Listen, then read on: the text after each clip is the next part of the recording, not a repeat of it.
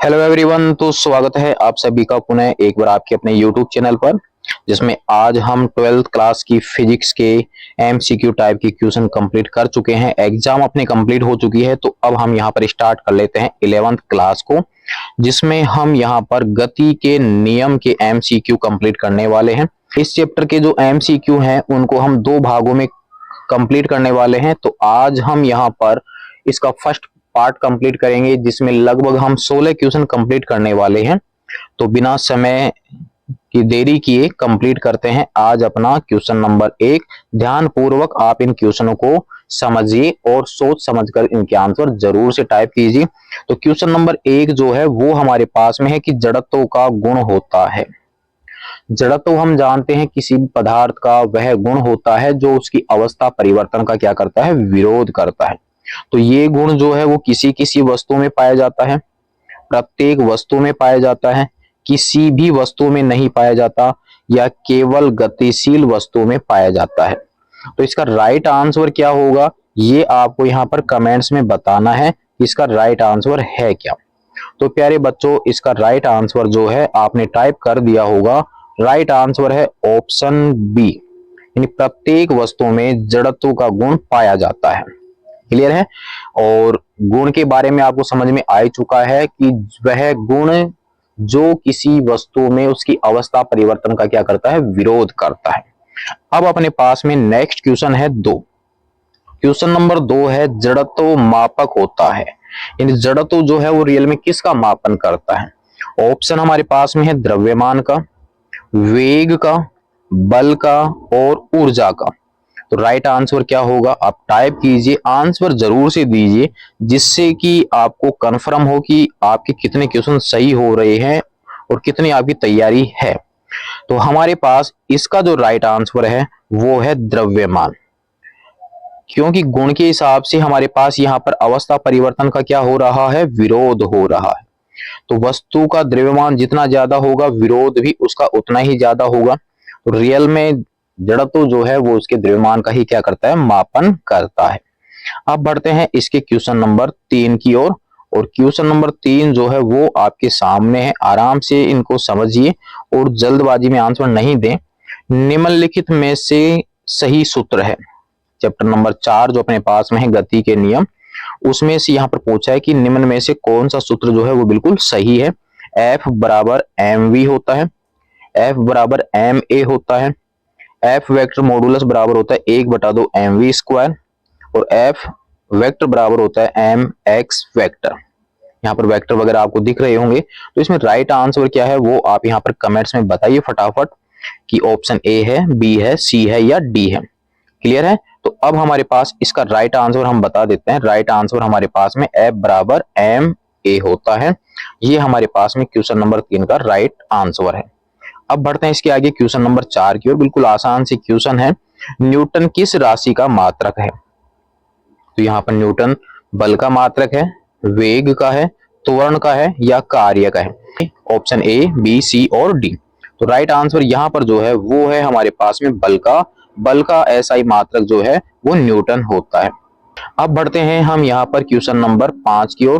Question number 5 जो है उसको आप तसल्ली से समझिए और राइट आंसर क्या है वो बताइए। 1 न्यूटन किसके बराबर होता है। अभी हमने जाना था कि बल का मात्रक जो है वो न्यूटन होता है, डायरेक्ट मात्रक हम न्यूटन यूज करते हैं। तो यह न्यूटन जो था वो होता किसके बराबर है। 1 kg मीटर पर सेकंड, 1 के मीटर पर सेकंड स्क्वायर, 1 kg मीटर पर सेकंड स्क्वायर, 1 kg सेंटीमीटर पर सेकंड स्क्वायर। तो इसका राइट आंसर क्या है आप यहाँ पर जल्दी से टाइप कीजिए। ऑप्शन ए, बी, सी और डी। यहाँ पर डी लिखा हुआ है तो यहाँ पर है डी। तो हम जानते हैं कि F बराबर होता है ma। अभी हमने यहाँ पर ज्ञात भी किया था। m यहाँ पर द्रव्यमान था तो उसका मात्रक हम जानते हैं kg होता है, और त्वरण का मात्रक होता है मीटर पर सेकंड स्क्वायर। तो यहाँ पर ये जो कंप्लीट होता है वही किसके बराबर होता है, न्यूटन के बराबर होता है। अगर इसका मान 1 हो, त्वरण का मान यहाँ पर 1 हो रहा है मात्रक में, तो ये 1 न्यूटन के बराबर हो जाता है। तो राइट आंसर आपको पता चल गया होगा।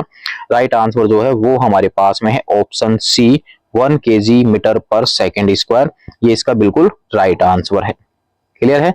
अब बढ़ते हैं इसके आगे वाले क्वेश्चन की ओर। क्वेश्चन नंबर 6 की ओर। यदि दो वस्तु ए और बी के द्रव्यमान हमें दिए गए, एक वस्तु का द्रव्यमान 5 केजी है और दूसरे का 30 केजी की दो वस्तुएं हैं। क्लियर है। तो अब यहां पर पूछा है कि ए का जड़त्व बी के जड़त्व से अधिक है, बी का जड़त्व ए के जड़त्व से अधिक होगा, ए का जड़त्व बी के जड़त्व के बराबर होगा, ए तथा बी का जड़त्व शून्य है। तो प्यारे बच्चों आराम से यहाँ पर आप सोचिए, समझिए, उसके बाद यहाँ पर आंसर दीजिए। जल्दबाजी आपको नहीं करनी है। तो हम जानते हैं कि जड़त्व जो है वो रियल में किसका मापक होता है, द्रव्यमान का। अगर द्रव्यमान ज्यादा है तो इसका मतलब उसका जड़त्व का गुण भी ज्यादा होगा उसमें। तो हमारे पास यहाँ ऑप्शन देखिए किसका द्रव्यमान ज्यादा हो रहा है, तो इसका मतलब उसी का जड़त्व भी ज्यादा होगा। तो यहाँ पर ए वस्तु का द्रव्यमान तो है 5 और यहाँ पर है 30 केजी। तो बी का द्रव्यमान ज्यादा, इसका मतलब इसमें जड़त्व का गुण भी ज्यादा होगा, यानी अपनी अवस्था परिवर्तन का विरोध भी वो ज्यादा करेगा। तो राइट आंसर शायद समझ में आ चुका होगा, ऑप्शन बी जो है वो इसका सही उत्तर है। बी का जड़त्व ए के जड़त्व से अधिक होगा। 6 क्वेश्चन अपने कंप्लीट हो चुके हैं। क्वेश्चन नंबर 7 की ओर अब हम यहाँ पर बढ़ते हैं। जो हमारे पास में है क्वेश्चन नंबर 7 कि किसी असंतुलित बल द्वारा किसी वस्तु में उत्पन्न त्वरण, तो वहां पर ए जो है वो बल के व्युत्क्रमानुपाती होता है, बल के अनुक्रमानुपाती होता है, शून्य होता है और बल के प्रभाव से स्वतंत्र होता है। तो जब असंतुलित बल वहां पर लगता है तभी उसके वेग में लगातार परिवर्तन होगा, वस्तु की अवस्था में परिवर्तन होगा। तो इसका मतलब वहां पर वेग में परिवर्तन होगा तो त्वरण भी उत्पन्न होगा। तो इसका मतलब एफ जो है वो समानुपाती किसके हो गया, ए के। ये फॉर्मूला आपके पास अभी हमने निकाला था, एफ बराबर क्या, एम ए। तो यहां से आपकी समझ में आ चुका होगा, ऑप्शन बी जो है वो इसका राइट आंसर होगा, बल के अनुक्रमानुपाती होता है। ठीक है, ये हमारे पास इसका क्वेश्चन कंप्लीट हो जाता है। अब हमारे पास बढ़ते हैं इसके आगे और कंप्लीट करते हैं इसके आगे का क्वेश्चन। क्वेश्चन नंबर 8, बल का विमीय सूत्र। बल का फॉर्मूला अभी हमने देखा था, एफ बराबर क्या होता है, एम ए होता है। तो विमीय सूत्र बनाने में और मात्रक बनाने में तो कोई समस्या ही नहीं है। बल का विमीय सूत्र हम जानते हैं, m1 हो गया और त्वरण का मीटर पर सेकंड स्क्वायर है, तो इसका मतलब L1 इसका हो जाएगा, पर सेकंड स्क्वायर है तो इसका मतलब यहाँ पर t की घात -2 हो जाएगा। ये हमारे पास इसका विमीय सूत्र हो जाएगा। मैच करके देख लीजिए ये ऑप्शन आपके किस में मिल रहा है, ए में है नहीं, बी में भी नहीं है, सी में भी नहीं है और डी आपके पास में है। इसका मतलब यहाँ पर 1 और 1 ही तो है, इसका मतलब राइट ऑप्शन जो है वो अपने पास में है, ऑप्शन डी। तो 8 क्वेश्चन अपने कंप्लीट हो चुके हैं। अब बढ़ते हैं इसके आगे क्वेश्चन नंबर 9 की ओर। क्वेश्चन नंबर 9 जो है उसमें दिया गया है कि गैलीलियो के प्रयोग से, क्वेश्चन नंबर 9 आपके सामने है कि गैलीलियो के प्रयोग से सिद्ध होता है जड़त्व का, बल लगाने का, दोनों का या इनमें से कोई नहीं। तो यहां पर हमारे पास में गैलीलियो का जो प्रयोग था उसके द्वारा जड़त्व को भी समझाया जाता है और बल का भी वर्णन होता है। तो इसका मतलब हमारे पास इसका राइट ऑप्शन जो है वो है ऑप्शन सी। अब बढ़ते हैं हमारे पास क्वेश्चन नंबर 10 की ओर। संतुलित बल परिवर्तित करता है। तो अभी अपने पास में असंतुलित बल था, तो असंतुलित बल की वजह से वहां पर त्वरण उत्पन्न होता है, वेग में परिवर्तन हो रहा था। संतुलित बल वहां पर है तो हमारे पास में परिवर्तित करता है गति को, त्वरण, आकृति को या इनमें से कोई नहीं। इसका मतलब न तो उसमें गति होगी न ही उसमें त्वरण उत्पन्न होगा, तो इसका मतलब वहां पर उसमें आकृति परिवर्तित हो जाएगी। तो इसका राइट आंसर जो है वो है आकृति, यहां पर है दोनों का। ठीक है, ये अपने पास में क्वेश्चन 10 कंप्लीट हो जाते हैं। बढ़ते हैं इसके आगे क्वेश्चन नंबर 11 की ओर। 10 न्यूटन का बल किसी वस्तु में, तो हमें यहाँ पर किसका मान दे दिया, एक तरह से एफ का मान दिया है, कितना, 10 न्यूटन। जो भी न्यूमेरिकल में मान दिया जाए उसको सबसे पहले आप नोट कर लिया करो। 2 मीटर पर सेकंड स्क्वायर, मीटर पर सेकंड स्क्वायर क्या है, त्वरण है। तो ए का मान हमें यहाँ पर दिया गया कितना, 2, ऐसा ही मात्रक है। तो वस्तु की मात्रा ज्ञात कीजिए, तो हमें किसका मान पूछा है, एम का मान। तो अभी हमने फॉर्मूला देखा था, एफ बराबर क्या होता है, एम ए होता है। आपको किसका मान निकालना है, एम का मान। तो एम बराबर क्या हो जाएगा, एफ बटा ए हो जाएगा। तो एम बराबर क्या हो गया प्यारे बच्चों, यहाँ पर एफ की जगह हो जाएगा 10, यहाँ पर हो जाएगा 2, बराबर में कितना हो गया, 5 केजी। तो ऑप्शन अब आप देख सकते हैं कौन सा ऑप्शन आपके पास में है। तो ऑप्शन यहाँ पर साफ साफ दिख रहा है, ऑप्शन बी जो है वो इसका राइट आंसर है।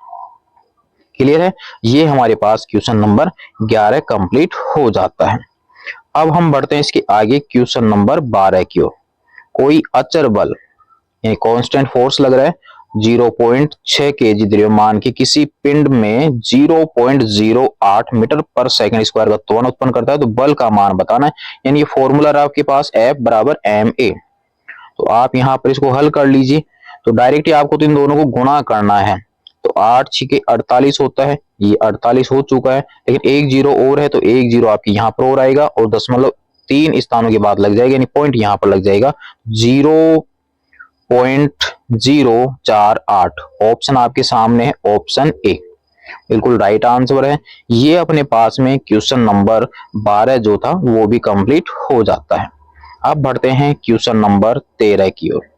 क्वेश्चन नंबर 13 जो है समझिए आप इसको आराम से। किसी गतिशील पिंड का वेग आधा करने पर, यानी पहले उसका वेग था v, अब नया वेग जो है वो पहले वाले का आधा हो जाता है, तो उसका संवेग होगा p बराबर हम जानते हैं mv होता है। तो ये शुरू वाला हो गया, अब नया p डैश मान लेते हैं, ये v डैश हो गया, तो m यहाँ पर हो जाएगा v बटा 2। ये आपके पास प्रारंभ वाला हो गया, तो p बटा 2। ऑप्शन आपको समझ में आ गया होगा, संवेग जो है वो पहले वाले संवेग का क्या हो जाएगा, आधा हो जाएगा। उम्मीद है कि आपने डी ऑप्शन ही टाइप किया होगा। नेक्स्ट में है किसी वस्तु के संवेग में परिवर्तन की दर। संवेग में परिवर्तन की दर यानी dp/dt, ये हमारे पास में आ जाता है। संवेग में परिवर्तन की दर हम जानते हैं गति का दूसरा जो नियम है, बल के क्या होता है समानुपाती, वहां कांस्टेंट लग जाता है, उसका मान 1 हो जाता है, तो वो बराबर ही निकल के आ जाता है। किसके होगा, बल के। ऑप्शन सी जो है वो इसका राइट आंसर यहाँ पर बन जाता है। वैसे ये बल के समानुपाती होता है, फिर कांस्टेंट का मान 1 होता है, तब जाके एफ जो है वो यहाँ पर उसके बराबर होता है। 14 क्वेश्चन आपके कंप्लीट हो जाते हैं। अब हम बढ़ते हैं इसके क्वेश्चन नंबर 15 की ओर, जिसमें हमारे पास में है कि आवेग संवेग प्रमेय के अनुसार।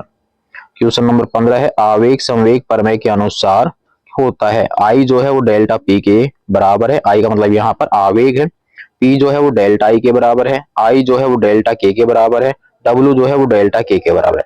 डेल्टा के का मतलब गति ऊर्जा में परिवर्तन, डेल्टा पी का मतलब संवेग में परिवर्तन, डेल्टा आई का मतलब है आवेग में परिवर्तन। तो राइट आंसर क्या होगा, आप जल्दी से टाइप कर दीजिए। तो हाँ, यहाँ पर आवेग संवेग प्रमेय के अनुसार इसका राइट आंसर जो है वो होगा ऑप्शन ए। उम्मीद है आपने यही टाइप किया होगा। आई जो है डेल्टा पी के बराबर होता है, यानी संवेग में परिवर्तन जो है वो आवेग के क्या होता है, बराबर।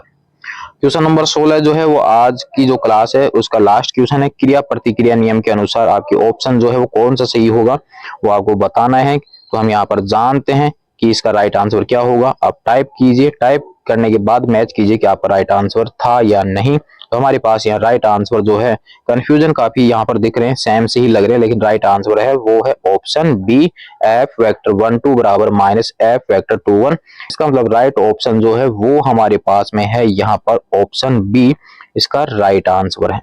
तो प्यारे बच्चों, ये थे हमारे पास में आज के गति के नियम के 16 क्वेश्चन जो ज्यादा हार्ड नहीं थे। नेक्स्ट भाग में हम इससे आगे के और क्वेश्चनों को देखेंगे और कंप्लीट करेंगे कुछ न्यूमेरिकल। नेक्स्ट भाग के लिए धन्यवाद।